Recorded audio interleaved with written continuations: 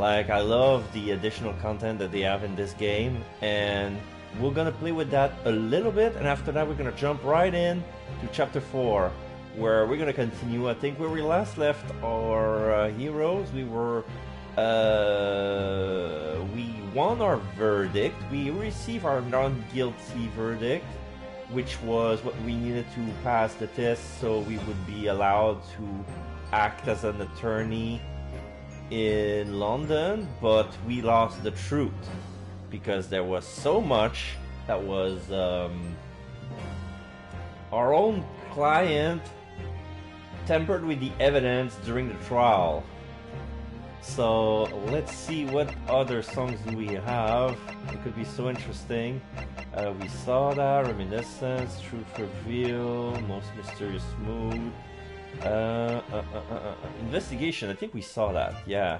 The investigation song, we saw that. The unused one, the one that was rejected. Oh yeah, there's the Lord Chief Justice Strongheart. So that's his team. Yeah, we remember that song when we made our interview. So Maiba has this to say, since he was the one who composed this piece. On first impression, visually, the Lord Chief Justice can only be described as intimidating. I recall being acutely aware of that intimidation as I was composing this theme. I felt like I was doing altitude training. Yeah.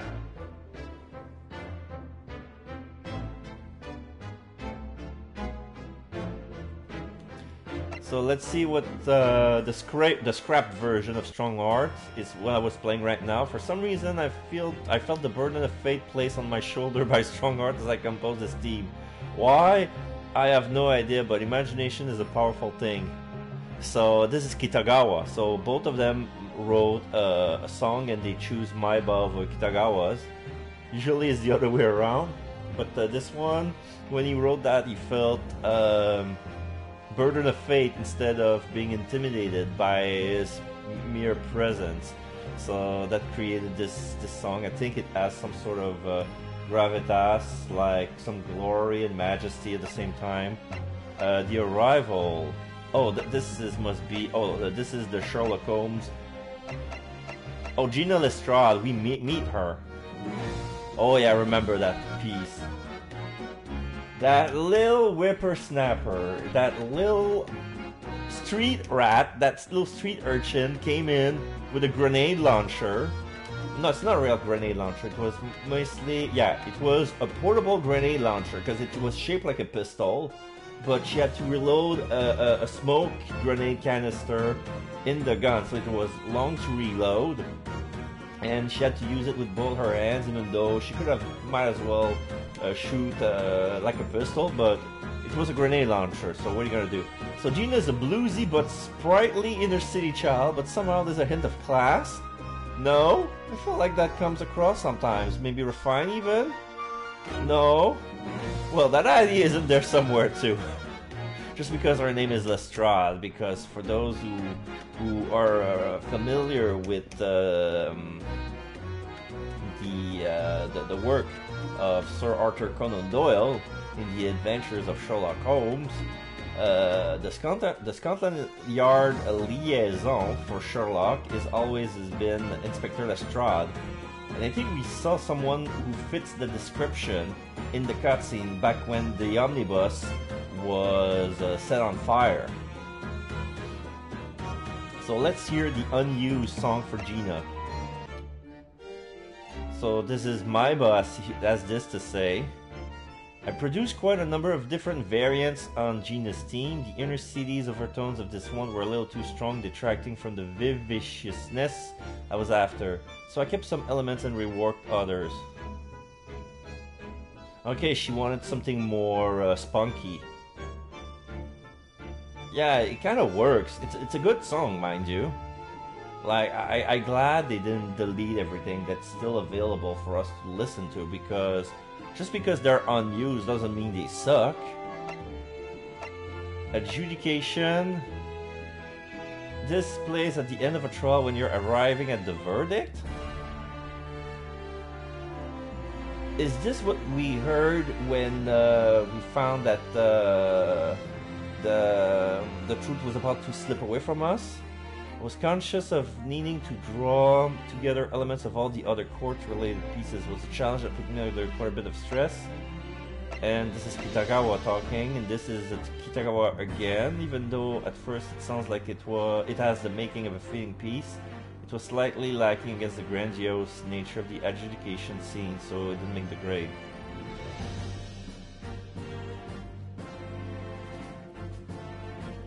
Oh, so this sounds like a regular courtroom song. Like, court is now in session for the murder of... Is the defense ready? And the rest, we already hear it. Alright, so without further ado, let's jump straight in. The Adventure of the Clouded Kokoro. I have no idea what the Kokoro is, but let's find out together. Investigation, Part 1. Episode 4. So now we see the inside of outside and the inside. I begin to think, Wilson, said Sholmes, turning his head languidly in my direction, that there is more to this case than that which we have observed. Indeed, that there may be another part to this story that we are yet to discover. His eyes wandered, following the steam rising from his cup of herbal tea, leading him to the distant memory. We see a picture of a woman laying on the street with a knife on her back. To the young lady collapsed on the pavement along Briar Road, and to the knife in her back. Yeah. Lit in the soft glow of gas lamps, a most extraordinary scene. The police officer runs towards her. And under the cover of a light female bystander the curtain too. had risen silently on the insoluble mystery of our invisible killer.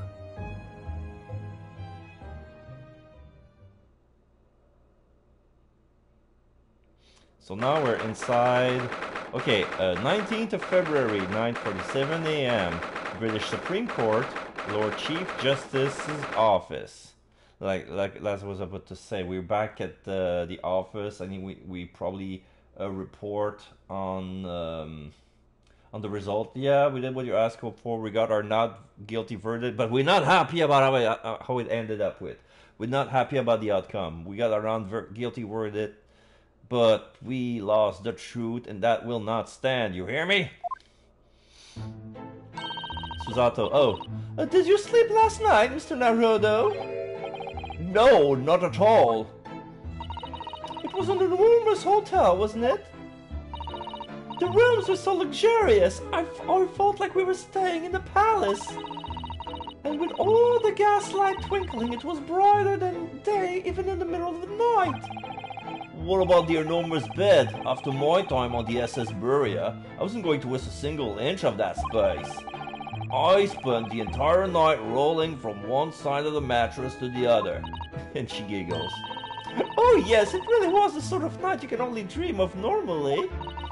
Except when I learned that we owed £3 for the room, that dream quickly turned into a nightmare. £3? 3 full pounds for a room. 3 pence is okay, but £3? That's a lot of money. Oops, sorry about that. The building was so impressive and the entrance so inviting, I just wandered in without thinking. In a lodging house in Japan, that sum of money would put a roof over your head for a whole year. I did try, but I'm afraid I couldn't help my tears when we were presented with the bill. I really am sorry. Well, never mind. We must find some affordable lodging straight away, though. If we're not careful, our entire stipend will be used up in 10 days or less. London is a scary place. Okay, so they did receive some money when we get into the trip, but that's not gonna cover all the expenses of the student tour or something. Ah, good morning to you at this early hour. This is Vortex. No, sorry, I call it Vortex, but it's... Oh, yes, we are, well, this is, I think his first name, I forgot his first name. Anyway, it's Justice, Chief of Justice Strongheart. And she bows. Good morning to you, Lord Chief Justice. We have come to report on the outcome of the trial at the Old Bailey yesterday. Susato-san is amazing. She doesn't bat an eyelid, even in the presence of the imposing Lord Strongheart. Yes, I believe you have a very comprehensive initiation into British courtroom practices. Oh, yes, it was very eye-opening, thank you. And in accordance with your instruction, Lord Strongheart, Mr. Naruhodo performed his duty to the end. Yes, I've already been apprised of event. You conducted a remarkable defense. You may consider the test passed. Oh! No longer are you a student from the Empire of Japan. You may henceforth claim to be a fully fledged lawyer. My country is delighted to welcome young talent from such a remote eastern land. Thank you very much. So, I'm a lawyer now. Now, in view of your new appointment, I have a fresh case in mind for you. I would like you to take it on at once. I trust that won't be a problem. Another case already? Oh, nothing trains a lawyer better than practical experience. I'm sure I don't sense dissatisfaction, do I? Ryunosuke ... Oh, it's just that yesterday's trial ended unusually. I haven't quite come to terms with it. What's to come to terms with? The man was cleared. What more were you hoping for? Ryunosuke ... Now we have a flashback. The culpability of the defendant has not at the present time been established by this court. Consequently, the jury will not be required to proffer judgment. Well, Lord Van Zeek, it's been a pleasure, so it has. And as for you, my dear fella, I could have asked for a better defense.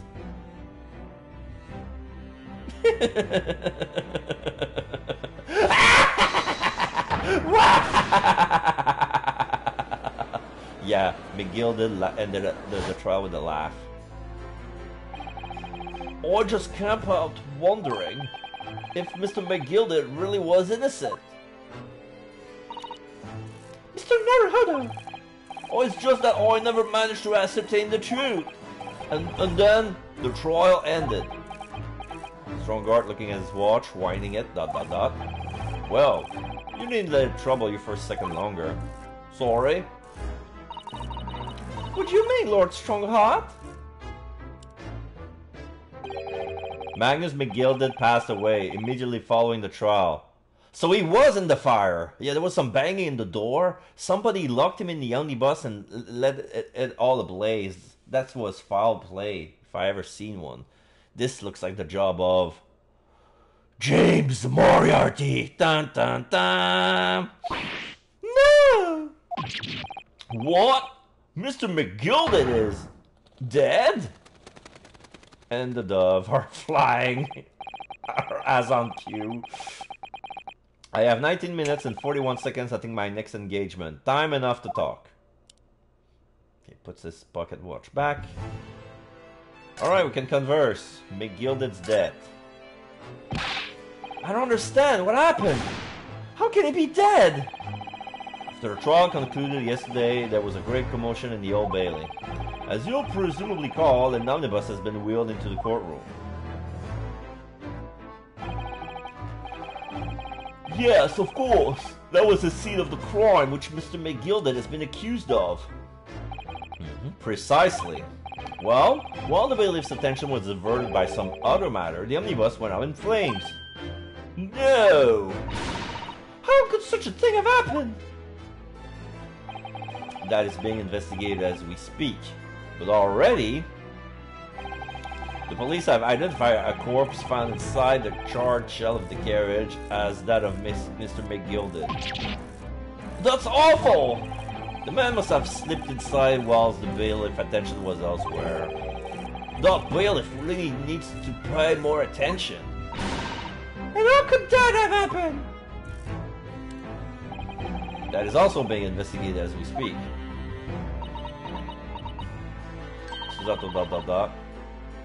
Thinking back now, immediately after the trial, Mr. McGilda did mention going back into the courtroom to look at the omnibus. Well, I must be making tracks now. Tis time for the inspection. Sorry, what inspection? They're going to examine the omnibus again, so I'm told. I asked if I could be present for it myself. An inspection of the omnibus? Not to my knowledge. I don't believe Scotland Yard has any intention of re-examining the carriage. But then who was Mr. McGilda talking about? Never mind that now. The Yard is making a thorough investigation. He points at us with the tip of his cane. It looks like a duck. But it's basically the handle. Like the way to rest the whole palm of the hand, and then there's like the pommel. That looks like a duck's head. This matter is no longer any concern of yours. Leave it to the police. Poor Mr. McGilda. British court? So, how do you find your first days of our country's Supreme Court? Oh, well, I don't know. I mean, it was... wow. Mr. Naruhodo means that the whole experience was steeped in the solemnity of Great Britain's long history. It's really a world apart from our old judicial system in Japan, which is only a few short decades old. Wow, Suzato's-san has much a way with words. You seem to have a way of failing to find the right ones. Ha! The judicial system here is the most advanced in the world. Learn all you can. The most advanced in the world, is it? It was fortunate that your very first trial was a simple affair. Simple? That was simple? As I believe I mentioned yesterday morning, it was a trial you couldn't lose. Oh, I don't mean to be contrary, Longstrong-Hard, but the case was anything but simple. Well, he wasn't wrong about the fact that we couldn't lose since McGilda,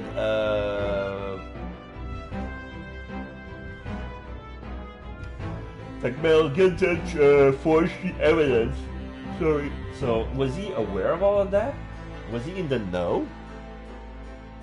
And does that mean that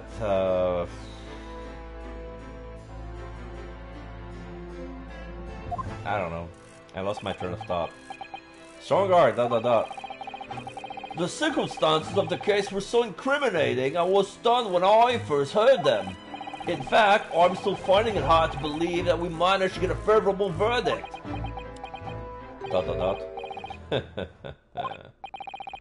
Is something funny?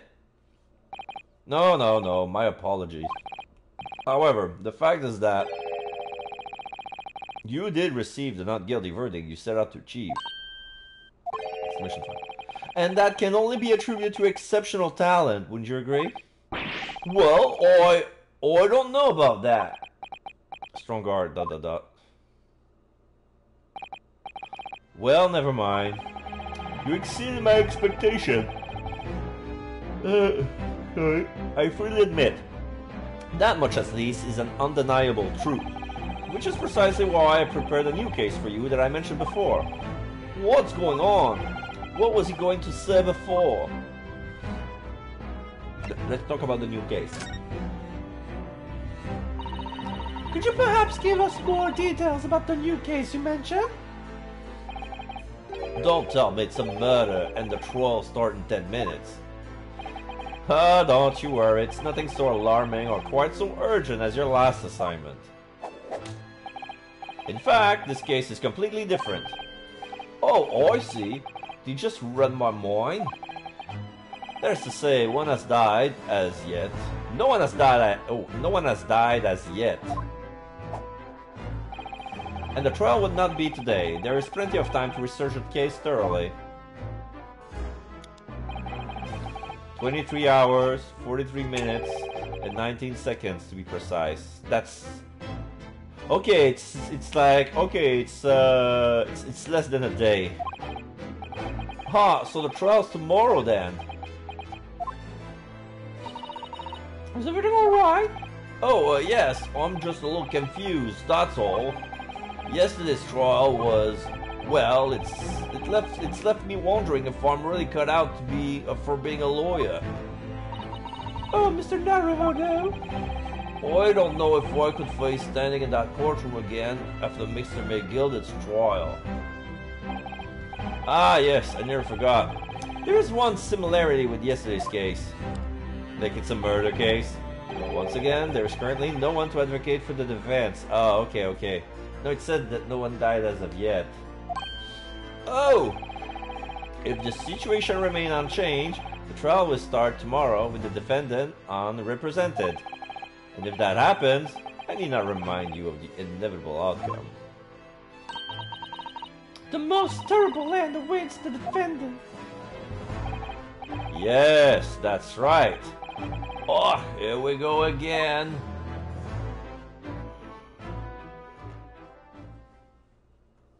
And my time is up. Your time is up, actually. You will have to excuse me.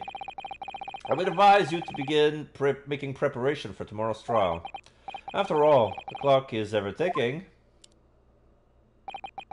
There is now but 23 hours, 26 minutes, and 39 seconds until the court sits.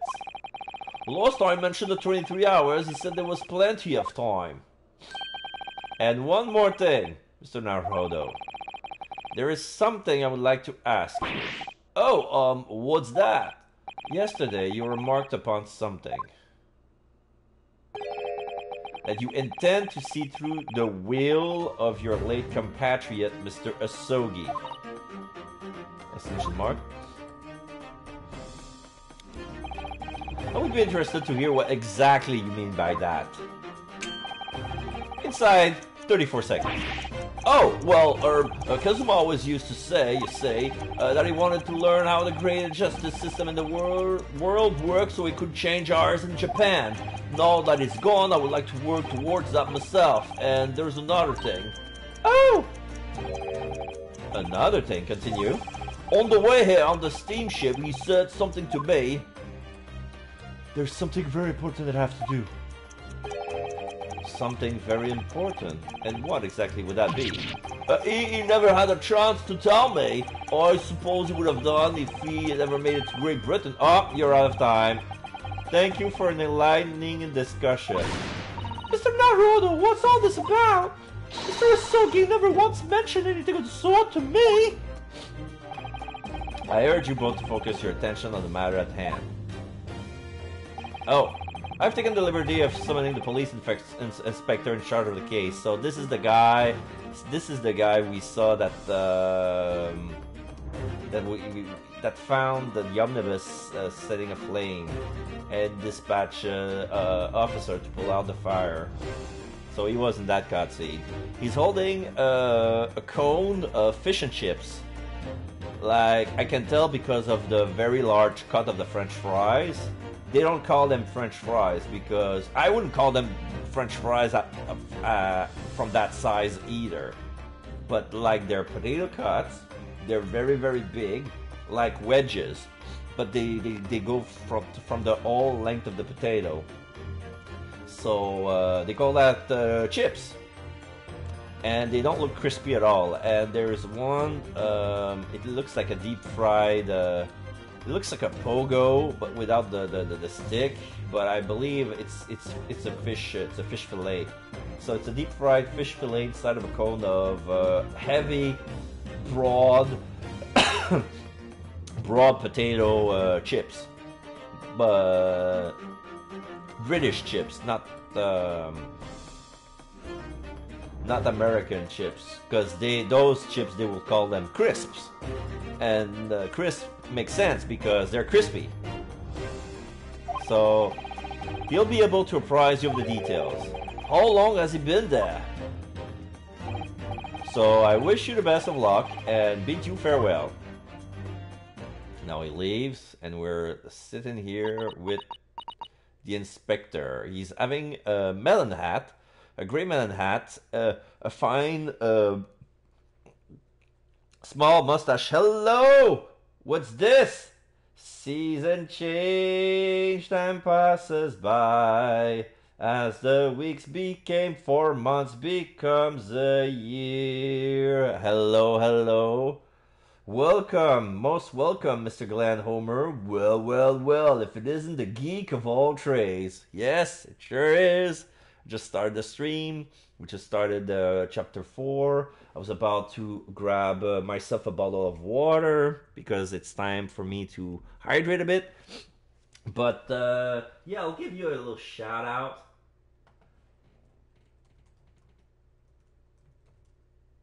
Oh.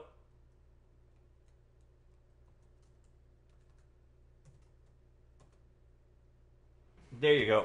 So, tell me what you've been up to this week while I fetch my bottle of water. Be right back.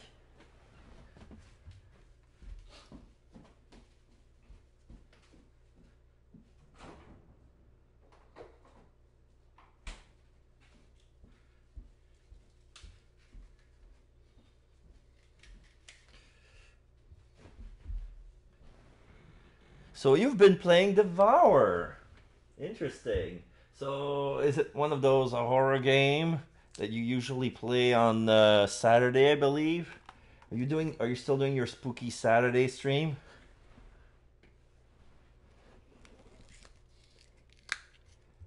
I put my water. Oops.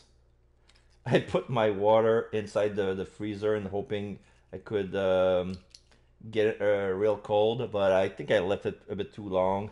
So right now it's I'm gonna be sucking on some ice.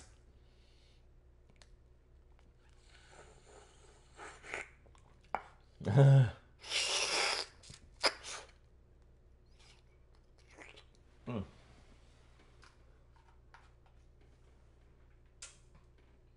think it's gonna work out. All right. So, Susato ...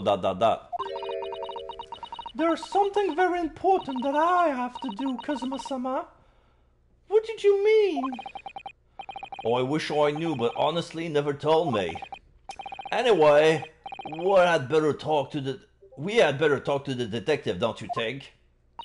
Yes, you're right. So now we're gonna talk to the detective. Oh, I hope I'm just imagining it, but I wouldn't say that he looks pleased to see us at all. Now, okay, so now we're gonna... Okay, we can only examine. Have we ever examined this room before? Just look at all those naughty books packed together on these shelves. They go from floor to ceiling. And they're all books that you couldn't hope to come by in Japan. It's like a dream. Yes, a very bad dream. They're not all about British law either. There are books about the judicial system of other Western nations. France, Germany, Spain, Holland. What about Russia? Why do you ask? I was wondering about asking the Lord Chief Justice how you say wardrobe in Russian. What do you think? It's garderobe. I think perhaps it's a thought best abandoned. Okay, so now there's a suit of armor. Look at all these menacing metal giants facing each other across the room. I believe they're suits of armor. Oh, right. Oh, I thought maybe they were like the lion dogs we have in Japan guarding shrine gates. No, not at all. In fact, in Europe, suits of armor like these are always possessed by evil spirits, you know. And they roam around in the middle of the night. Really? Is there nothing you don't know, Miss Susato? I never heard of that. This book tells me everything I need to know about everything. If you're ever unsure, just ask. Where did you get that incredible tome? We're gonna check the candelabra. No, the office. That's the desk. This must be the Lord Chief Justice's desk. I believe it's made of marble. Well, it looks more than an over-the-top tombstone that's toppled over to me. The desk looks like a toppled tombstone. I think that's your fanciful imagination at work again, Mr. Naruhodo. It feels like everything that's normally made of wood and paper at home is made of bricks and stone here. I know, that's why this place feels so overbearing, I'm sure.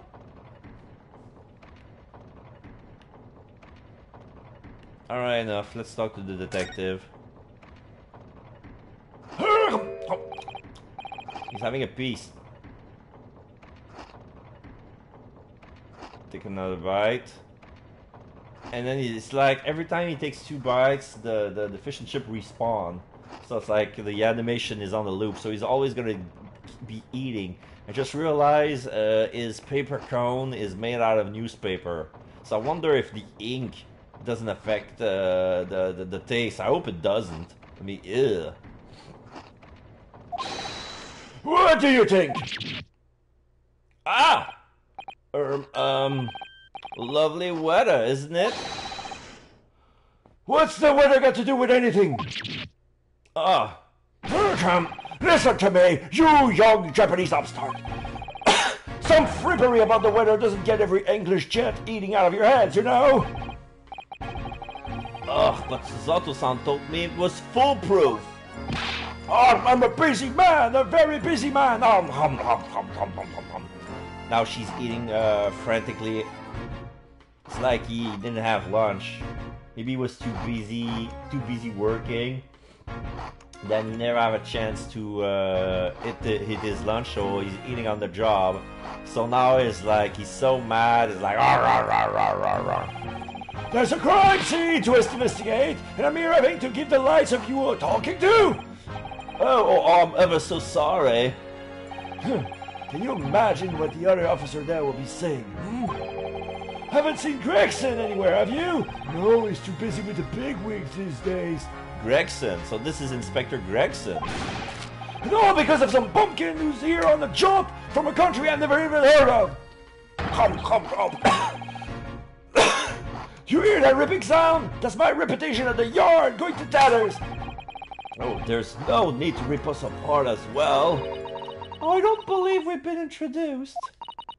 This is Mr. Ryunosuke Naruhodo, a defense lawyer. Huh? And it's a pleasure to make your acquaintance. I'm Mr. Naruhodo, judicial assistant, so... Huh? It's lovely weather we're having today, isn't it? Well, yeah, quite. Yes. It is unseasonably fine, I grant you. London winters don't see a lot of sunshine. Unbelievable! How did she pull that off? Oh, it's because she's a girl. Oh, the lovely weather bit works because she's a girl. That's sexist! Okay, now my water is melted enough so I can drink it. There you go.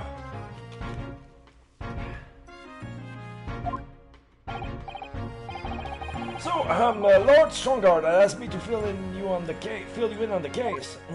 Quite. The name's Tobias Gregson, Inspector Gregson to you. I'm from Scotland Yard. Yeah. Gregson? Inspector Gregson? What's the matter with Zato-san? Does this detective's name mean something to her? Inspector Gregson. Inspector, are you perhaps the Inspector Gregson? Yeah, just keep eating. You're acting like you know this man, Mr. Zato, but he's a London detective. Oh, I do know him very well, in fact. Very well? Yes, he features prominently in the adventures of Sherlock Holmes. Oh, in that publication. What's it called again? Rants Magazine? That's right. Inspector Gregson and Mr. Sholmes enjoy a wonderful friendly rivalry. Really? Really? You rivaled the great Mr. Sholmes? That's incredible. Well, I don't know all about that. Mr. Sholmes isn't a professional like myself, of course, but he does come out with the goods from time to time. Mr. Sholmes is equally complimentary about you, Inspector, isn't he? You earned his highest praise. Gregson is the pick of a bad lot. Gregson is the pick of a bad lot of all the Scotland Yarders. Those were his own words. That's his highest praise? Yeah, he's like he's downgrading the rest of the yard, but like he's the one good cop in all Scotland Yard. Everybody else is incompetent. I don't think that's gonna sit well with Gregson, because that's his colleagues. Sholmes is bad mouthing. Well, Mr. Sholmes is particularly known for giving compliments, you see. That he is not! And thanks to that magazine, my name's known all over London town now! Well, that's great, isn't it? I have to admit that to start with, I was a little, well, flattered by all the attention. Everyone wanted to shake my hand, and my reputation at the yard went through the roof. Well, that's wonderful. No, it's not! There's nothing more sinister than the man on the street. People always look at me now. They're whispering rumors about me under their breath, I'm sure. Rumors? Are you quite sure? Yeah, he's changed since he started appearing in those stories. The fame's gone to his head, stuff like that. Gosh, do you really think people are saying such mean-spirited things about you? Like I said, they whisper, so I can't catch exactly what they are saying. But I know what folks are like. I'm sure that's what they're saying. I'm sure as eggs is eggs. Susato, I get the feeling this detective could be very hard work. Oh dear. Perhaps a sudden rise to fame does change people. The case. So, about the case that the Lord Chief Justice mentioned before. Nothing to tell, really. As far as I'm concerned, at the yard couldn't be simpler. Oh dear. That probably means that as far as we're concerned as lawyers, it couldn't be more complicated. Oh, I wish you were wrong about that, but I have a nasty feeling you're right.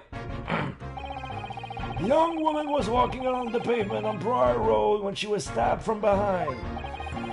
Fortunately, it wasn't fatal, but she's still laid up in hospital unconscious. That's despicable! What sort of coward would attack the poor woman from behind? Oh, I suppose you would have finished whoever it was off with a Susato takedown, wouldn't you? That is neither here or there, Mr. Naruhodo! Brace yourself, Ryunosuke, you've angered her now. Anyway, if they're shooting of a whirlwind investigation, the criminal was arrested. He barely had time for a cup of tea either after the accident took place, to be honest. So there must have been something left at the scene that led you directly to the culprit? Or perhaps a reliable witness who recognized the person in question. Let me stop you right there. You're wasting your time on this one. Sorry? There's nothing you can do. There's no way to help the bloke now. Why ever not? Simple. The prosecutor that's been assigned to the trial tomorrow is Lord Baroque von Zeke. No! Sounds like you've heard of him then. Oh yes, we are very familiar with Lord von Zeeks. Believed to be the harbinger of death himself. The Reaper of the Bailey, that's what they called him.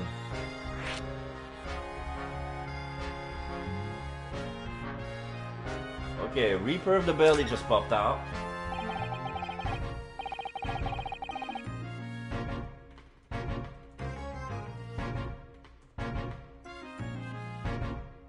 Sorry, I'm being texted. Mr. McGildy told us about him before the trial, didn't he? Another flashback. When Van Ziek stands for the prosecution, they call the accused as sacrificial lambs. Oh, he's so hot. He's really good looking for something sinister, like he's an aristocrat, but he is kind of good looking and he has a serious yet sad expression on his face. And in every single trial in which he's been the prosecutor, the accused has been damned. Oh, just like McGill did. McGill was not guilty, but then he died. Don't tell me it's because of Baron von Zieks. No. I don't think he's too. I think von Zieks is too lawful to commit such an awful thing. But who's to say, huh? Who's to say? This Reaper of the Belly nickname, I suppose he's earned that because every defendant he advocates against is found guilty. Is that it? Gregson ... crosses his arm. Well, if that's the case, we should inform you, Inspector, that in yesterday's trial against Lord Van Zieks, Mr. Naruhodo secured a verdict of not guilty. And what of it? Oh, well, I think... that means that even against the Reaper of the Belly, it's not impossible to save the defendant. No, you really don't have a clue, do you? What do you mean? I know he puts his hand in his pocket, including the cone with the fish and chips. What happened to that bloke in the end, huh? What happened to that bloke? He's dead. Oh, Magnus McGill came a cropper in that omnibus when it went up in flames. just his hat. So you can't really say you saved the defendant, can you? What are you saying?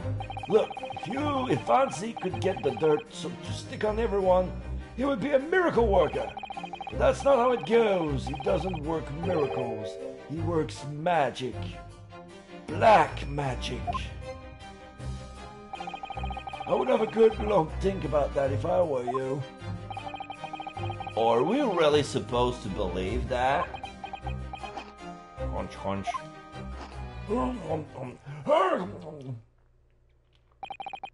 Right, well, I filled you in as requested and I'm very nearly out of chips. So I'll be heading back to the crime scene now. We're still carrying on a few investigations there. It was Briar Road, you said, didn't you? Where the incident took place? That's correct, ma'am. If you head over to the holding cell, you can meet the criminal himself. You've branded him as a criminal already? He's as good as. Shaking like a leaf in his cell, he is. It'll give you a chuckle, if nothing else. He's inmate 53. Speak to the jailer and he'll show you the way. Inmate 53? Got it, thank you. Adjusts his hat and leaves. We're gonna skate, ... So there's no helping anyone against the Reaper of the Belly, they say. Is something troubling you, Mr. Naruhodo? ... To tell the truth, when I recall the trial yesterday, I can't stop myself from shaking. The idea of facing the Reaper in court again is... Well, if you think it's too much for you, there's no shame in turning the case down. That takes courage, too. But if the man they've arrested is innocent... ! You could well imagine he would be shaking like a leaf in this cell. And I, for one, wouldn't find the sight of that funny. So? If I'm honest, I'm still reeling from the shock of yesterday's events myself. And I'm really not sure if I'll be able to help this man, whoever he is. But I would like to try, so I think I'm going to make some inquiries. Will you help? Susato. Did you really think you had to ask? After all, I am your judicial assistant. Thank you. So then, shall we? Yes! Let's go! Alright, now we can move. Okay, there's Lord Chief Justice. There's Briar Road, the scene of the crime, and the prison. Prison cells are where suspects are held while they await trial. Visiting is permitted at certain times.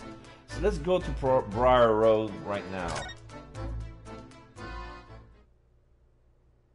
So, okay, so 19th February, Briar Road, no time. Okay, so it's winter. There's some snow that's been shoveled to the side of the roads. We can see a corner of Strand Street. There is, in front of us, there's a red bricked building. When there's a large stone arch with a blue door, and next to it there's a red bicycle with the front wheel being bumped. Like this bike was involved in some sort of accident. The front wheel is bent, and there appears to be some sort of windows, but they seem to be walled in with more bricks, but different color. Like brown bricks, same as the building next to it. Then we see some shops, and in the end of the street we see that there's some sort of cathedral, like a dome, like a church, or like the dome reminds me of the Capitol, but it's not the same. It's the same style, but same design, but probably not the same. Anyway, and on the other side of the street we have a cart with police officers. They have bucket helmets on them. Somebody made a snowman. Now we see there's a brewery. Yeah, it looks Kennerson Brewery. Willis Wakes, the Daily News, and William Robbins, a fractal optician.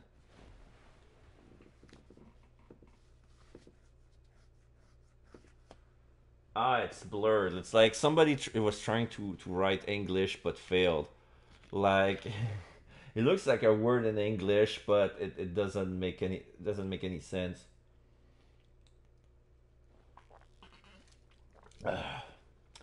So this is where it happened, Briar Road. Ah, look, Mr. Naruhodo! Yeah, see a police officer. Look at that regulation metal helmet, it's unmistakable. The men of Scotland Yard are here, they're investigating as we speak. That is their... Well, that is their job, you know. But Mr. Naruhodo, to see one with my own eyes. They're often depicted in the adventures of Sherlock Holmes, but I never dreamt I'd ever come this close. To a real Bobby's helmet. What? The helmet? Of course. I have to try one on one day. Well, I hope your Hattie dreams comes true. Oh, I don't see Inspector Gregson anywhere. Shall we see if we can sneak past and investigate the scene of the stabbing? Why should we sneak? Well, I don't want to upset one of those bobbies and be butted on the head by one of those metal helmets. My skull would crack in two, I'm sure. Oh no, an English bobby would never do such a thing. This is a land of gentlemen, you know. Okay, if she says so. Okay, we're gonna examine the left. Let's see here. There's the door. That's a rather typical old brick building, isn't it? I'm sure it has long and interesting history. Well, time certainly seems to have taken its toll on the place. It's crooked and sagging all over.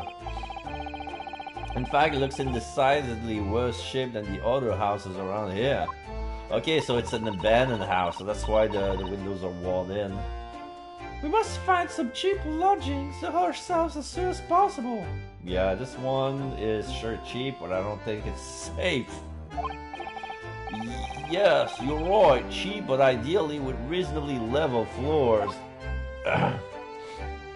Okay, now I see like this arch here is crippling and bending. Okay, let's check the bike. Oh, a British bicycle, look! Although the wheels are so misshapen, I'm sure it couldn't possibly be ridden anymore. Someone must have been doing some breakneck cycling. It seems bicycles have become extremely popular in London recently. There's even a movement to change women's dress to allow them to ride as well. The bicycle fad won't last. I don't see why anyone would ever want to ride something like that. Goodness, do you dislike bicycles? No, not at all. I mean, it's not that I dislike them exactly. It's just that any occupation that involves taking both your feet off firm ground seems reckless. Oh my god. But then again, I understand when you spent all your life without a bicycle, being on the ground, and then you're introduced to the concept at a later age, you don't feel as confident as if you were smaller, because it feels like the drop is gonna be like if you fall when you're bicycling when you're smaller, feels like how do I say, like you won't fall from as far as if we were tall.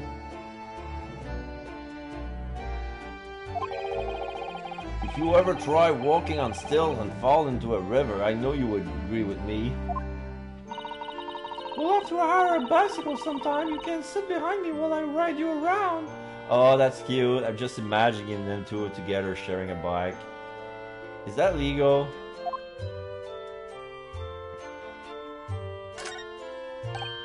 Oh, look at the windows of that building there. Are you sure they're windows? Yes, but they're all filled with bricks. Oh, you're right. I wonder why. Perhaps it's an empty property where nobody lives anymore.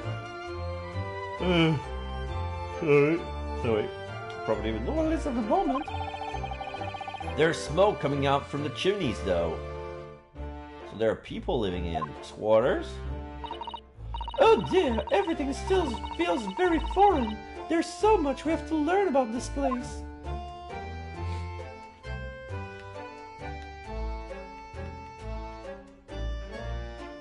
Okay, let's check the sky. The clouds look so big and heavy in the sky, don't they? And with the dense fog as well, everything looks hazy. Well, it is known as fogging London town. Oh, I can't just make out some sort of spire through the fog. It looks like it's still being built, though. Aha! Yes, that must be the Crystal Tower being built for the great exhibition that's open 6 months' time. The Crystal Tower? Wait, that was built in 1851, right?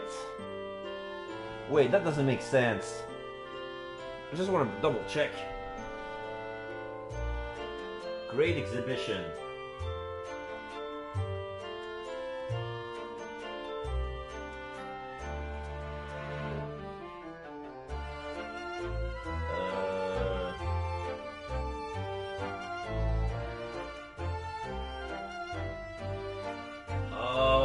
Okay, it's a reference to the Crystal Palace.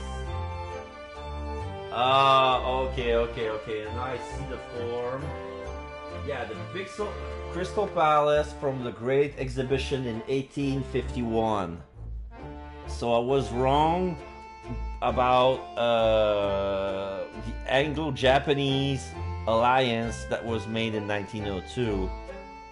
So that was even before that. But wait, 51? Sherlock Holmes wasn't active in the 50s. He was active in the 80s and 90s and early 19th. And that's it. Okay, so I guess that in this universe they don't. It's similar to the world events, but not to a T.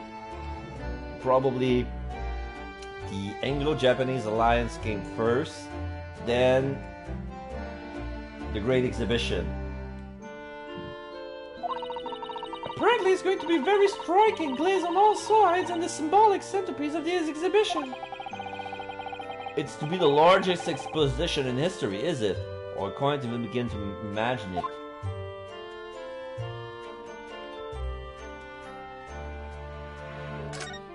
Okay, so we're done with that panel. Let's go to the other one.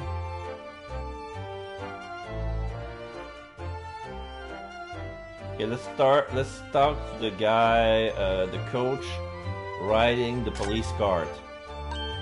Oh, that's a Scotland Yard carriage. They use vehicles like that to rush the crime scene and cart away criminals. You're very well informed, aren't you? It's long been a dream of mine to ride one of those through the streets of London. Well, just pick up a stone and throw it through one of the windows then. But that would mean being arrested in order to ride it, wouldn't it? Still, if it's the only way, help me find a good stone. No, I wasn't serious. There's a snowman. Tee, what are the white for snowman? Oh, I didn't realize English had a tradition of making snowmen as well. It looks a little creepy though. Oh, it has a scarf, look.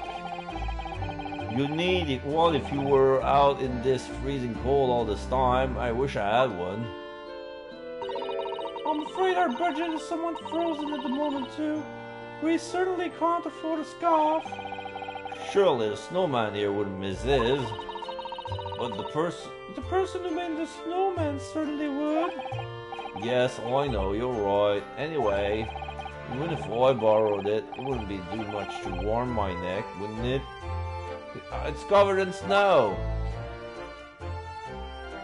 Okay, so now we're... Okay, so I guess we need to talk to the policeman. That's one of the officers from Scotland Yard. The police are making sure the crime scene is undisturbed. Oh, I have a feeling that if we wander too close, we'd be clapped in irons. Clapped in irons. I think perhaps you're being a little overcautious. We've done nothing wrong, so we have no cause for concern. Oh no, I'm not getting caught. I'm not getting caught again. I'm not getting caught out again. Twice is enough. Twice I found myself in handcuffs, despite not knowing a thing about what was going on. Yes, you've had some dreadful experiences. I'm sure it's that wide-eye look of panic you're so prone to. It does you no favors at all.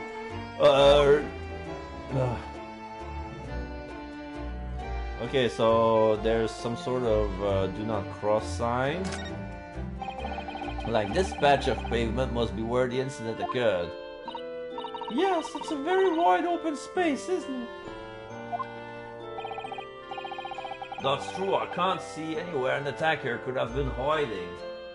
Yeah, I agree, it's pretty much out in the open. So I don't know.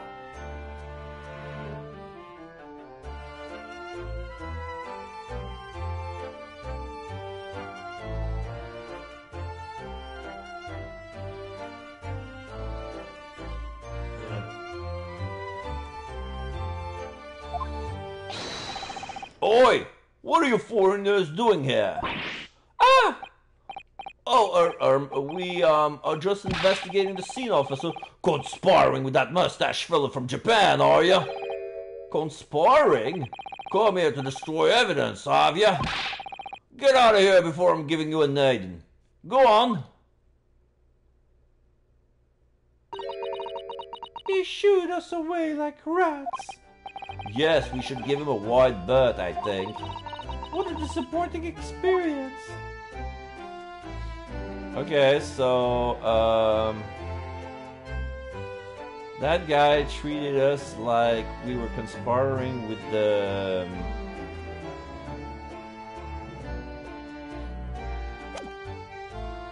like we were conspiring with the prisoners, so I wonder why he would say that.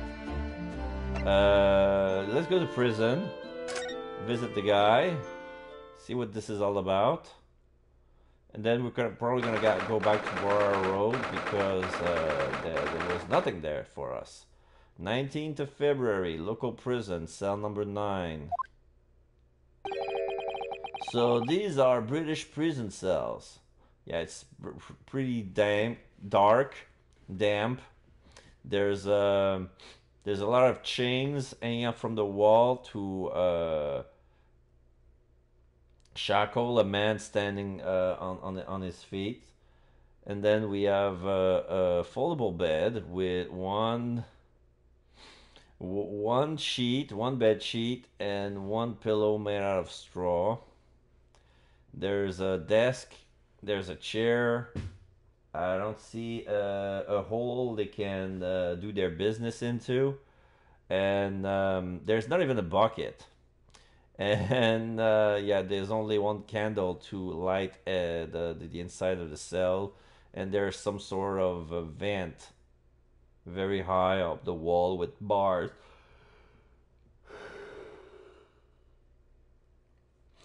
Okay.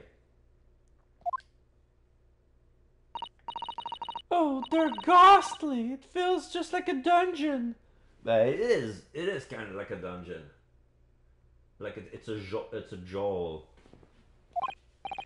Yes, and having experienced it in Japan myself, I can assure you that our wooden cells feel a lot cozier than these cold stone walls.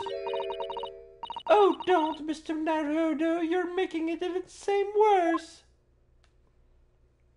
You make it seem even worse. Apparently our client is in this cell here. But it's so dark at the back here, I can't make it out. I wonder what he's like. Mate 53, your legal representative is here to see you. Stop hiding at the back of the cell and show your face at once. Am I? My cat? As yet with no name? Calling me by a number. It's utterly, unbelievably, unjustifiably, unreasonable. I refuse to answer. Huh? Mr. Naruto, what? What do you think is going on here? Can I see the inmate? Oh, I have no idea, but I wasn't just hearing things, was I? That tirade of complaints was in Japanese. Okay, so you can see his face. So they lifted a piece of the door cell so we can see his face properly. Yeah, he has a big mustache. At first glance, it looks like a mix of a Japanese Edgar Allan Poe and Markiplier. He really looks like Markiplier. So, yeah, I'm not going to call him Markiplier because let it go already. But, Brandon, if you're watching this and you're trying to figure out what voice to give this guy, I'm not going to give him a Markiplier voice, but you're more than welcome to try it for yourself. So, basically, he looks like a teacher. Like, he has... Oh, better yet, it looks like the 11th Doctor, but Japanese. He has a vest, like he looks like a British man all the way through. He has a brown vest, and he has another vest underneath, and then a sleeveless vest made of yellow with button, and then there's a white shirt in his lair. So yeah, so he's Japanese. He has very thick brows, an even thicker mustache. You cannot see. You can barely see like the inferior part of the lips. The inferior part of the lips, the inferior lip, we can barely see it. The rest of the mustache is covering his face. Just like the rest of the lips. It's like you can still see his cheek. It's not like his face is so big, like the whole mustache is covering the face. It's not that cartoony. But yeah, he looks like he's sweating, cold sweat. He looks nervous. And his name is question mark ... Excuse me, but who... Shh! Quiet! Adjusting his bow tie, looking in behind in his back, adjusting the handkerchief on his vest, and adjusting his mustache. His eye is twitching. He looks paranoid. Like he feels like Edgar Allan Poe in his last years when he was near going crazy. That he thought there was someone following him. Like he looks disturbed. So that's why I say like he looks like Edgar Allan Poe. Quote the Raven, nevermore. And we have a follow bot, and no. Oh, we have a mod. Oh, that's probably the bot. Yeah, the bot take care of it. Still, we're gonna erase traces.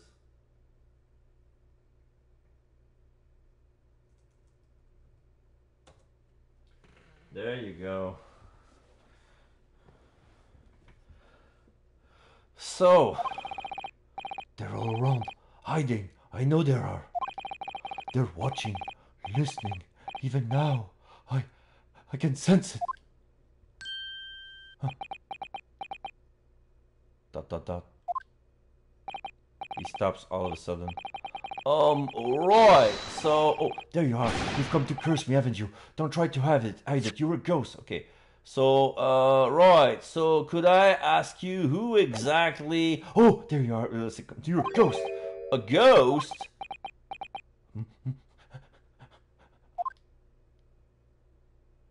He seems edgy.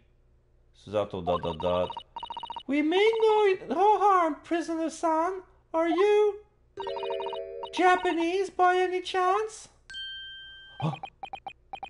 Dot dot dot. This is beyond my wildest dream. Now he cries in his sleeve, and he grins his teeth. Forgive me for that outburst before. I'm so sorry. Oh, it's fine. We were just a little surprised, that's all. Imagine it! I've been 12 long months since I left my hometown, and here I am in a frightful fix in a foreign land. So, hearing the sweet, sentimental tones of a compatriot's voice here in this damp, dark hellhole was a most monumentally moving monument. Now he's doing some poses. It looks like he moves like Cyberman, the Great Saiyaman.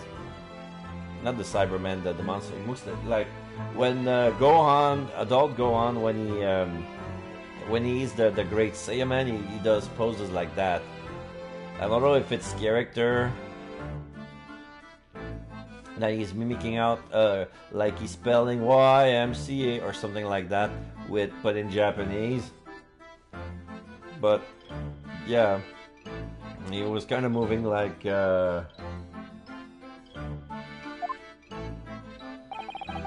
Who could have guessed that this new client Lord Strongheart assigned to us would turn out to be a fellow Japanese? Oh wait! Don't tell me the bailiff moved us out because they thought we were in with him, and he assumed that because we were Japanese. That was racist. Oh, what compassion my fellow countrymen show to dispatch a first-class lawyer all the way from Japan to defend a mere foreign student. Noble, nurturing, never failing Nippon. Yeah, he's doing the JoJo pose, alright. A first-class lawyer? Oh dear. I think there's been something of a misunderstanding here. I wonder, would you be so kind as to tell us what's happened? Why are you being detained as a suspect, for example? Yes, I can. I will. Shut up, stay solid and silent. I'm not quite sure I understand what he means, but seems happy. Yeah, he does. Oh, I just hope he actually has a good reason to be. Thank you for your cooperation. I am a lawyer, as you said. My name is Naruto Ryunosuke. Naruto-san, judicial assistant. Susato Mikotoba. I am a visiting student sent here by our government. Nodari notoriously named Natsume. Soseki Natsume. Converse. Soseki Natsume. Is there a pond there? Soski Natsume. Natsumi. Soski Natsumi. Soski Natsu.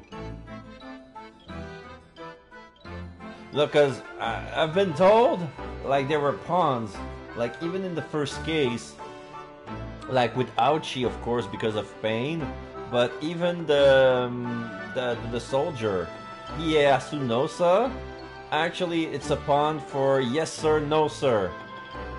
But it's like Ieyasu Nosa, yes sir, no sir.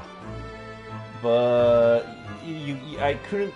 That pond went over my head because you have to butcher. You have to butcher the Japanese to actually get the pond, and even the antique dealer, it's Curio Correcta. Collector. He's a collector.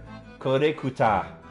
So you see, like, if you speak well Japanese, the pond will go all up over your head. It's just like, okay, it's just like a name like anything else. Like, but kudos to the localization department for yet again gracing us with amazing ponds, but that was weeb as hell. Anyway, Soseki Natsume. Oh yeah, and the baby is like, since it's a Nosa, the baby is Aido, so I don't know, sir. And then beef stroganoff, we found it already, but anyway. Soseki Natsume-san. What an unusual name. Call me Soseki, please. I'm a poet, you see. A writer of haiku. It's something of a nom de plume. Yeah, it's a pen's name. Nom de plume? You mean an alias? That's right, Naruto-san. No! Don't be so prosaic. It's much more refined than that. And haiku, that really reminds me of home. Did I hear you say that you were a visiting student sent over here by the government? Yes, that's right. A year ago I was told to go and study English. First I had to suffer that misery, and now this! It's beyond the pale! Suffer that misery? Did you not want to study here? No! I mean, I have an interest in Great Britain for some years, of course. Oh.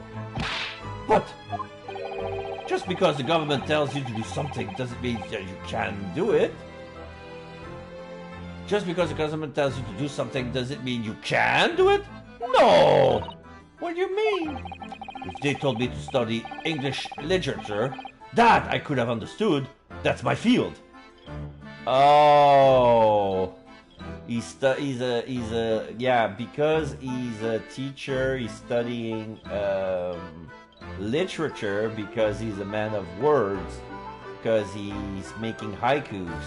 So he wanted to go to England to study English lit, but they probably sent him there to teach him English, the language.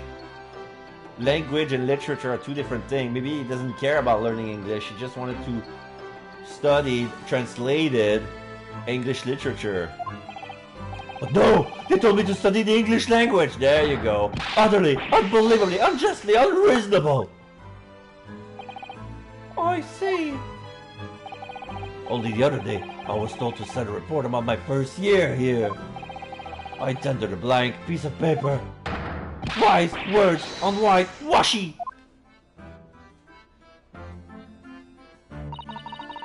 must be a man of great standing. Oh yes, so I'm often told. An awful like to be told, it seems. Okay, so the accusation against you. Could you perhaps tell us exactly why you've been arrested, Soseki-san? I didn't do it. I didn't commit that atrocious murder. Murder? Oh, no, it's all right. The woman didn't actually die, did she?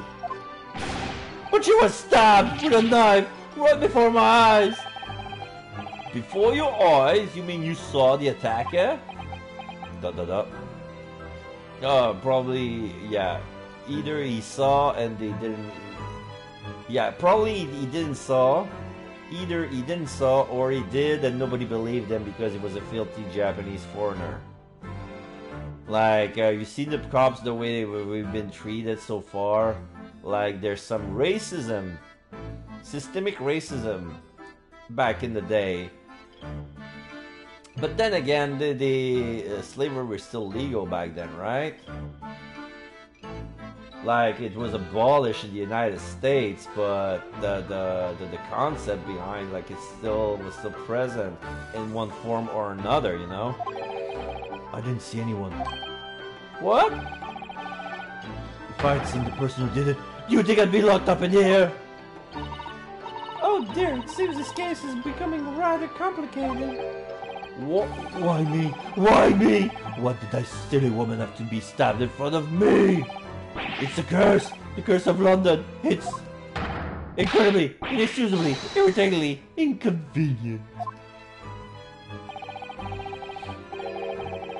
So, Soseki-san was there at the scene, but he didn't see the attacker. It's vital that we find out more about the case. About the case.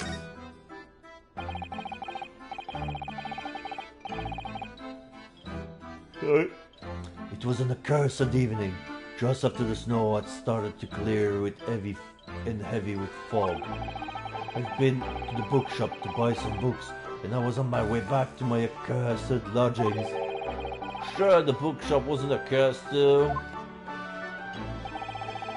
As I was walking along that accursed pavement, I could have made out the soiled silhouette of another ahead of me. A woman wearing a green overcoat, she was, and just as I went to overtake her, she suddenly fell, let out a little scream, and collapsed into the cold, hard slabs that stone at my feet. Okay, now we can see the woman in question. Yeah, there's been a stab. You can clearly see the stab. But yeah, like the silhouette doesn't look like the one they show it in drawings when there was the debriefing by Herlock and Wilson. Like, she's small and round shaped, kind of like a lady dwarf. She's wearing not so long hair, a small round melon hat that's tilted on the side. There's books on the ground. She's wearing a satchel, and yeah, there's no blood, but the knife is sticking out of her body. It's kind of weird, because usually they wouldn't be shy of going blood, so there must be a reason why there's no blood on her.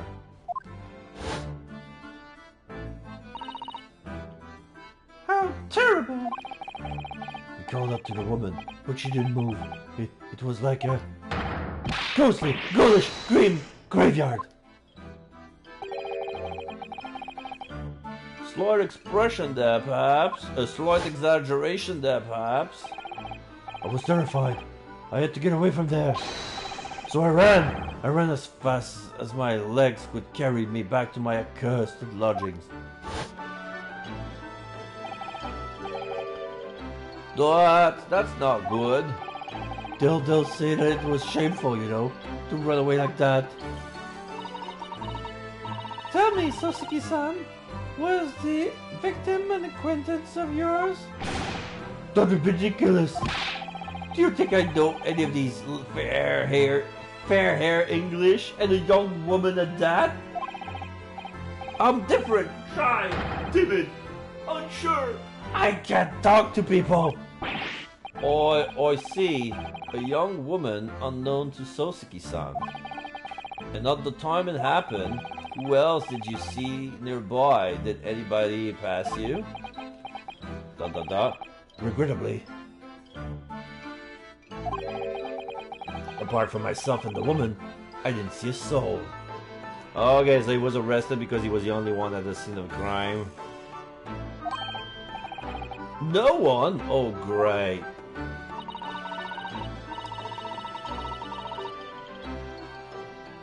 So the body was unknown to you, the victim was unknown to you, and there was nobody else on the street at the time.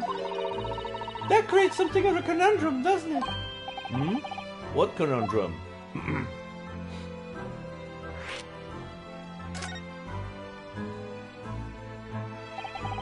What do you mean, Susato-san? What's the conundrum? Well, if what Soseki-san has just told us is true, there's something I can't explain. He says that he didn't know the victim and that there was no one else at the scene. So yeah, she was basically walking around with a knife behind her back all this time. Then he apparently fled without having been seen. Oh, I did! But if that's the case, surely this man had to be the culprit. Are you... What did you just say? Nothing. I didn't say anything. Oops, perhaps I thought that a little too loudly. Actually, that's not what was troubling me. Oh.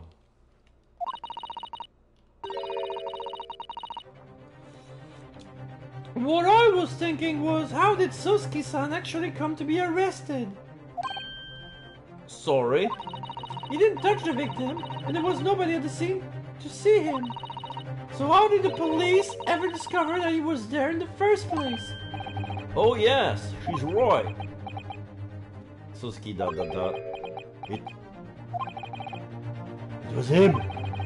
That accursed great detective! Ah, he led the police to me! Oh my god. There were no witnesses, but from what there was left behind as evidence, Sherlock Holmes saw enough to spot Natsume at the scene of the crime, even though nobody was there to witness him witnessing the scene of the crime. Of all the bad luck! Accursed great detective! Oh wait, accursed great detective? Could it be...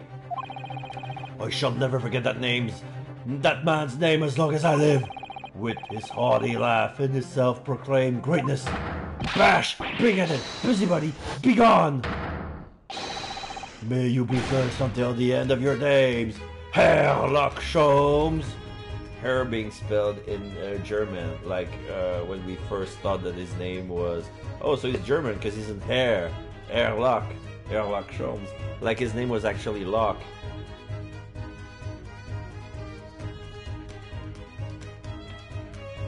God damn it, Sherlock! You arrested yet another victim. Okay. Sorry. I knew it! Mr.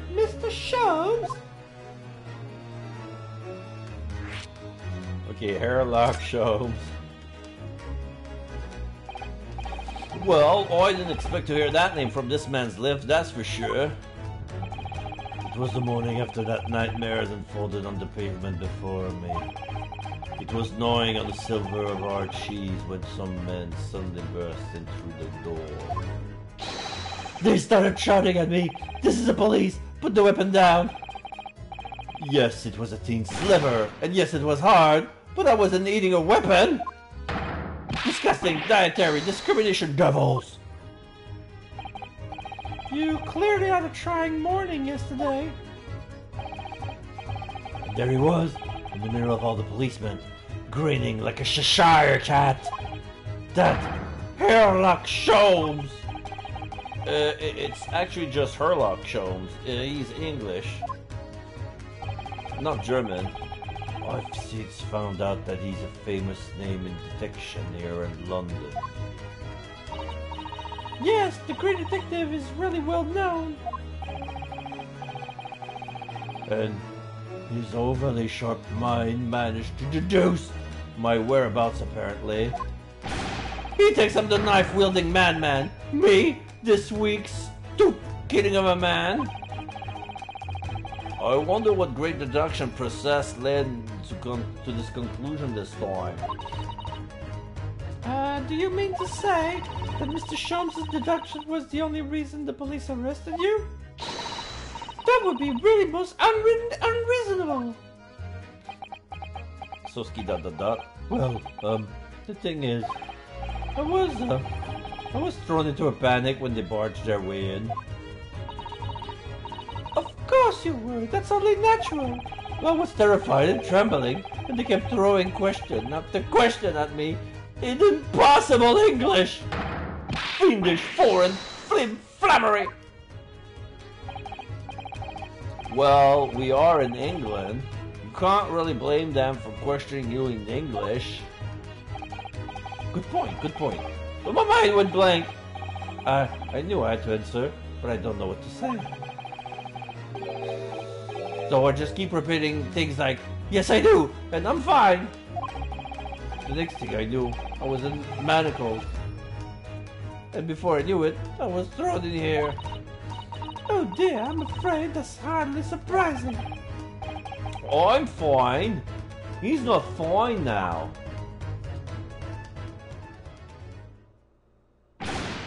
Mr. Naruto Esquire. I don't think we ever gave us the title, but yeah, technically, yeah, every lawyer will be Esquire. But I don't think we've been dubbed by... We need to be dubbed by a representative of the Queen here to be dubbed the way he was. Not by the Lord Justice. Oh, you can just call me Naruto, and when we're speaking English, a simple mister is more than enough. Oh, yes, alright, yes, they've really got to me. The country is poisoning my mind. But please, I beg you to defend me in court tomorrow. You can't tell me what really happened. You'll do it, won't you? Well, Why? Why is it so hard to say yes to me? Well, the thing is, I'm just a student like yourself, only on a study tour. A student? I have defended the case in the Old Bailey, only the one though. But at this moment in time, I really don't know what I'm supposed to believe in. I'm confused about what justice in this country even means. Oh, Naruto-san. I'm not even the foreign student who was supposed to be here. I'm sort of locum lawyer, I suppose. But that armband, that's the mark of a defense lawyer for our great empire, right? It's a keepsake from the man who should have been here. He was my best friend. Keepsake? Keepsake? ... Oh, I know exactly what they're saying about me. Oh, what do you mean? The lawyers, all the British defense lawyers, they won't defend me. Goodness, why? Why would you say that? For the same reason as you noted before, when it happened. There was only the victim and myself around, and I ran away from the scene of the crime. I'm not a fool. I know it looks like as though I must be the culprit. It must be very hard for you, Soski-san. And anyways, I'm a student from overseas. I'm just a foreign nobody to them, someone not to be trusted. I heard them openly laughing about me before. In my earshot without any compunction at all. Any trial for this man would be a waste of time, they said, and of course the foreigner did it. They even have the gall to say the man doesn't understand half of what's being said anyway. That's awful. You're wrong! I've studied more English than half of the policemen out there on the streets. I've traveled halfway around the world to learn about these people's country and its great history. But no one here wants to listen to a man with a strange accent. They all hate me.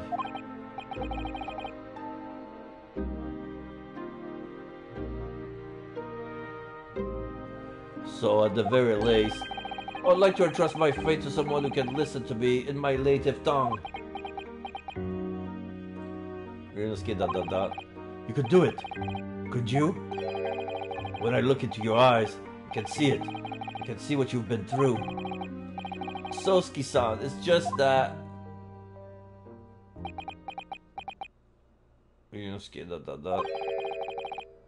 Give me a little time, please. I'll do what I can for the time being. What do you mean? We should investigate the case as thoroughly as possible. If we can find some clues, it will give us a much better chance, I'm sure. Oh, yes, thank you. I'll be here, all alone, waiting for you. Locum student Mr. Naruhodo Esquire.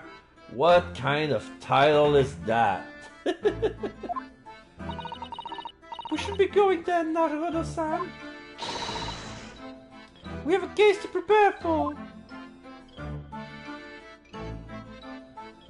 Can we still do anything?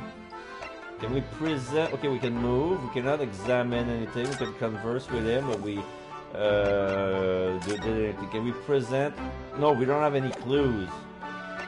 So we have to move back to Briar Road.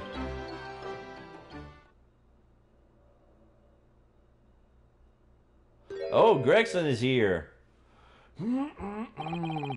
What's the Japanese delegation doing here? Oh, Inspector Gregson! This isn't on the tourist trail, as I'm fairly sure you're well aware. Yes, of course, we're here to investigate. So you've been told you've been to the holding cell then? What did you make of the criminal? He's not a criminal as you put it, Inspector. He's a suspect. We'll see about that. The Japanese like to stick together, I suppose. Well, do what you will. It doesn't bother me. The blokes in court tomorrow, whatever. The blokes in court tomorrow, whatever happens. But the verdict is a foregone conclusion. Oh, the stone cold air of rejection.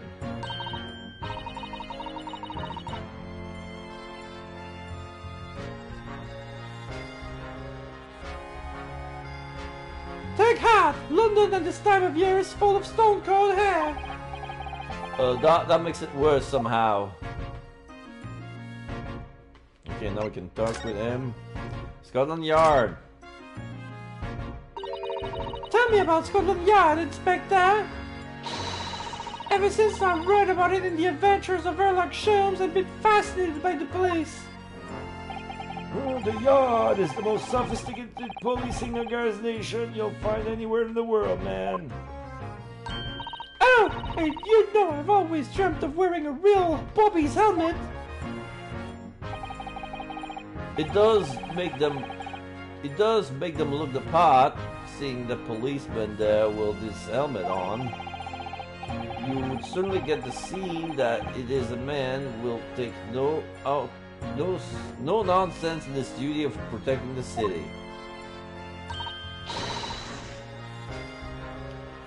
Oh yes, doesn't it look wonderful? Being a London Bobby is hard going, I can tell you. Oh really?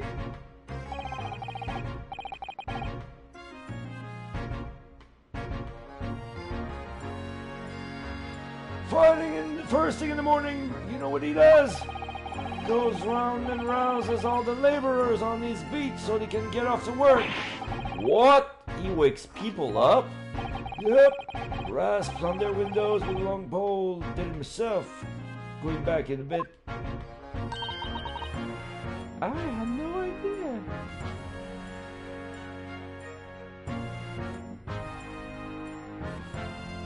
Oh, I had no idea. The Bobby works for the people of the town. It's just another one of his duties. After that, he starts tirelessly patrolling the streets all day long. He has to cover 20 miles a day. That's the regulation distance. Well, I can't really imagine how far that is, but it does sound like a long way. Let me see. Metric system. 20 miles. That's approximately the distance from Tokyo to Yokohama. Okay. Yeah, so Yokohama, we saw that. It's like a neighboring, city. And yeah, 20 miles is the distance between Tokyo and Yokohama. So like that's why we see like some very small arc. Like you can tie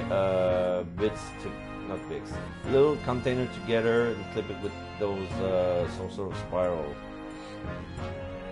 Instead of the big wrong one, I don't know why they bought it.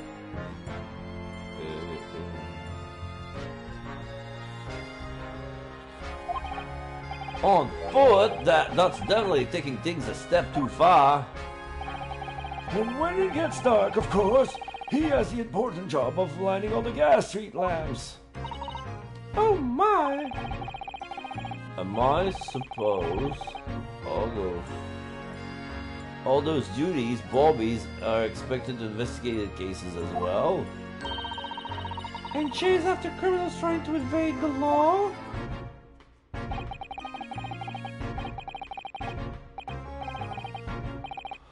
I'm not sure you could call it an in-between exactly, more alongside, but yes. They're expected to handle those jobs as well. We do have men kneeling over from time to time, I admit. Zato da. I would always dreamt of wearing one of those helmets, as I said.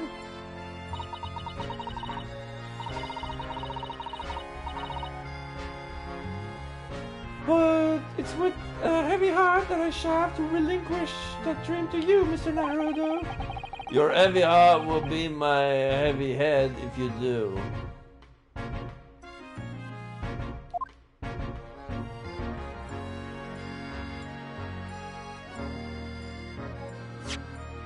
Whoops. Okay, so about the case. I'm starting to snooze for some reason. I thought I woke up early and I have a lot of energy.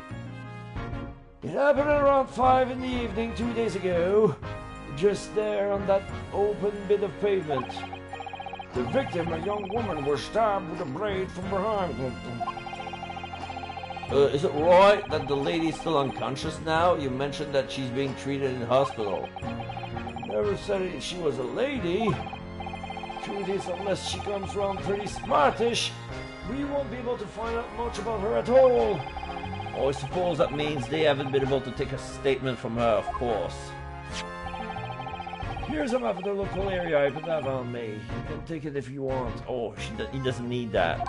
Great. Really? Are you sure? It's Yard's policy to give lawyers, defendant, suspect the odd bit of information to go on. I haven't actually accepted a job yet, but still. Thank you, Inspector. We gratefully accept.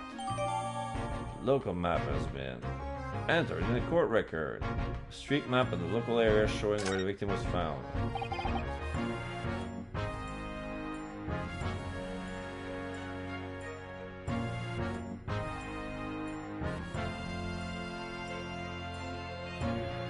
Anyway, as far as we know, there was no one else on the scene other than the victim and your fellow countrymen.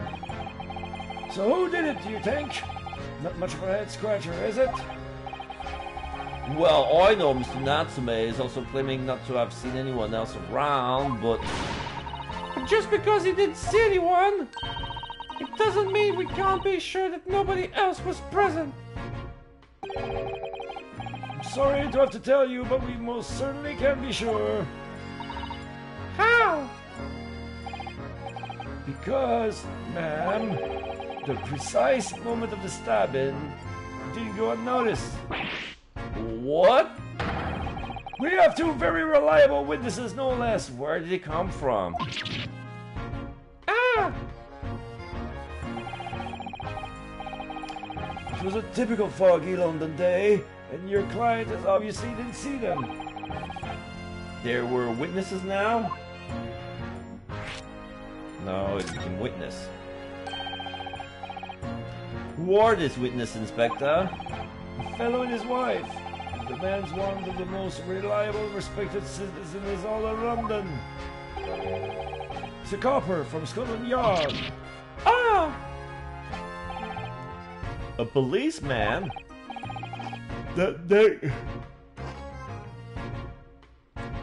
That might change things. And this policeman just happened to be here at the exact moment the woman was attacked? Nothing peculiar about that man. Part and parcel of being a Bobby, catching them bang in the act and all that.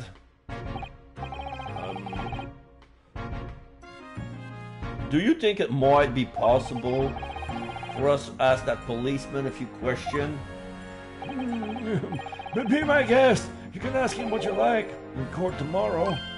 Oh, I have no doubt he'll be summoned as a witness. So that will give you something to look forward to. that's that then. He has no intention of letting us meet the man beforehand, it seems.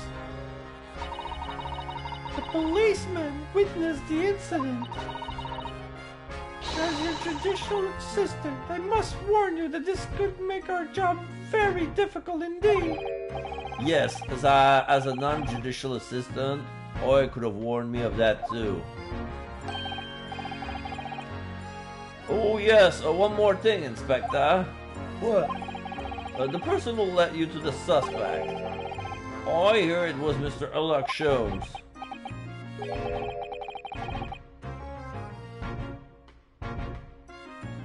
Oh, What are you bringing up for? Was it something I said? The color that drained from his cheeks.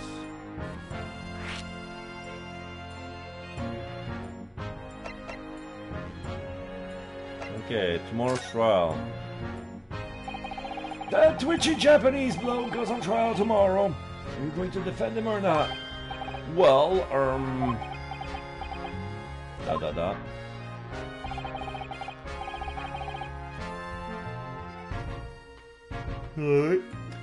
Makes no difference to me, but I will just say this.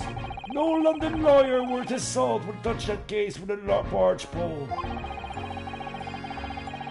Because the prosecution has been held dead by the Reaper of the Bailey, you mean? There's no way to save that man now. It's a waste of time trying. It's all a bit strange, though. Sorry? The Reaper. He hasn't appeared in court once for a good few years now. Yes, we did hear something to that effect. And the only people he usually bothers with are the real scum, the master criminals, the violent ones. Master criminals? The violent ones? That's right. He handpicks his victim, only deals with those guaranteed to go to the gallows for their sins. But Mr. Natsume wouldn't hang up for what he's accused of, surely. That's just my point, sunshine. Yes, the young woman was stabbed, but it didn't kill her. Couldn't even say the intent was there. So this isn't the sort of case I'd be expecting the Reaper to want to sink his teeth into, for want of a better phrase. Well, it's not exactly a minor infraction, is it? No, there's got to be more to it. Some reason is taking an interest. Really? What sort of reason, Inspector? Oh, you think I can tell you what's going on inside the head of that Lord of Darkness? You'll have to ask him yourself at tomorrow's trial. Are we really going to have to face the Reaper again? The Lord of Darkness, as he put it. Mr. Sholmes. No. Oh, now the music changed. Who did you hear that name from? Oh, well, it was Mr. Natsume who mentioned it. He said that Mr. Sholmes was with the police when they entered his lodgings. I'm sure it was the result of one of Mr. Sholmes' inspirational great deductions. Fiddle faddle! Ah! The man's an amateur, and I'm getting sick and tired of his showing his mug everywhere. Oh! I don't know where he gets his information from, but he turns up at the scene of the crime, wanders around spouting incomprehensible rubbish, and before you know it, he claims to have solved the case. Now he crushed the cone of fish and chips. Now his fish and chips are all squished. Squish! Yes, quite. Oh yes, quite astounding, isn't he? He is a great help to Scotland Yard, though, isn't he? Gibble gabble! Ah! Ever seen this before? Oh yes, that's Rand's magazine. The wonderful publication in which the adventures of Sherlock Holmes appears. Yes, well, that wonderful publication, as you put it, sees fit to include several of the Yard's detective in his stories. And the so-called great detective makes a mockery of all of us. If you ask anyone at the Yard, it's a misadventure to be included in any Sherlock Holmes tale at all. Well, I suppose there is an element of that. We work our socks off, every one of us, only to be trumped by the public thanks to that obnoxious detective. The man's is as dangerous to us as Scotland Yard as he is to all our criminals. That can't really be true, can it, Inspector? Crushing his fish and chips.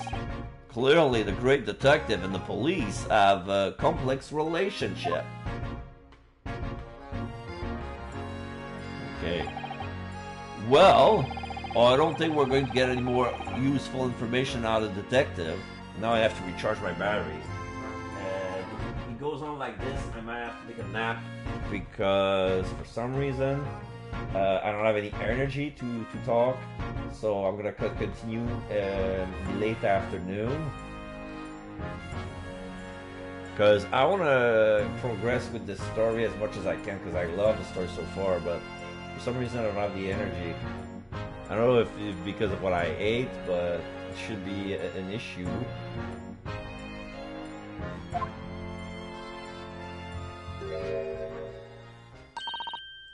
Mr. Naruhodo, can I make a suggestion?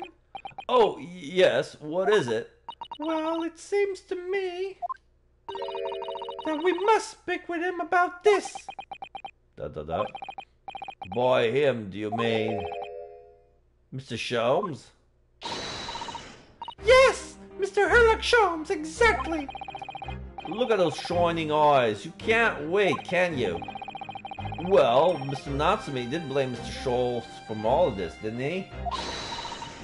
Yes, he did. He really did. Which makes him an involved party in the case. You're just going to ignore that? I hope not. I assure you, it's not simply my selfish desire to meet with Mr. Sholmes again. The trouble is, we have no idea of the man's address even. It's Baker Street! How'd you know that? It's in the stories, of course.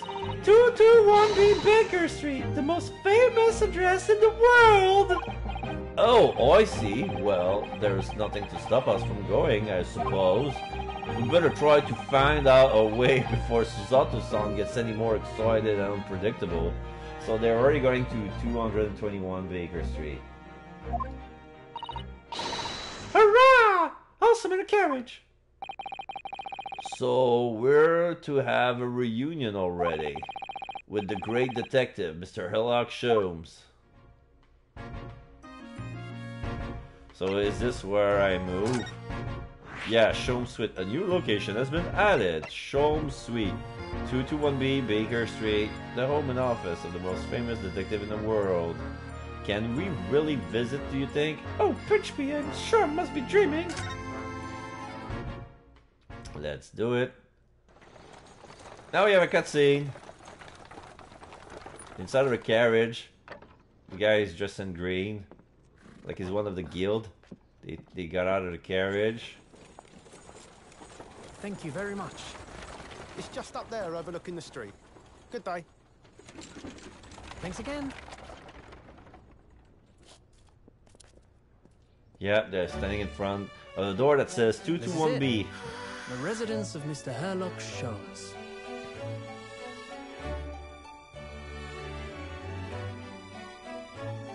Yeah, there's two stores. There's potted flowers on the balcony on the second floor. Lots of them. The inside. Alright, this looks exactly as in every Sherlock Holmes games. Like the purple tapestry, the carpet, the sofas, the chairs, the armchairs. The coffee table is actually a luggage trunk, like a big trunk, like a chest. And there's a set of tea, and in the back we see a bust of Napoleon. We see a shoe, a gavel, like some sort of paraphernalia, some playing cards with a map of someplace. Then we see the fireplace in the middle. There's the megaphone. And then we see next to the fire mantle, there's a mirror, some picture, some red slipper. Looks like a babouche. Like one of those Arabian soft shoe. Like it's like a sandal, like and then we see on the wall, like it's like in every Sherlock Holmes game, and I'm pretty sure it's in the books as well. When he has some mail, he stabs it onto the wall. He put the mail under a blade, so the mail is in the wall. The mail is pinned on the wall with a knife, and then there's a lot of pictures on the walls, like photographic prints. We see a telescope and the start of a library. So I guess that his desk starts on the left side, and this is like the dining room part. So his desk and the lab, the workbench or laboratory. I don't know how we would call his where. Sherlock or Herlock does his little studies, so we'll see about that. We cannot move, but we can save. So right now I'm gonna save. I'm gonna make a little pause. I'll start when I'll feel ready. I'm not gonna raid anyone. It's just me taking a nap, me going to bed. Is the game autosave? Yes, it did. I just realized. A Shome Suite. So I'll let the game as is, and I'll just sleep. And we'll continue later today. So it's just like a big pause after 2 hours of stream. So be right back. See you later today.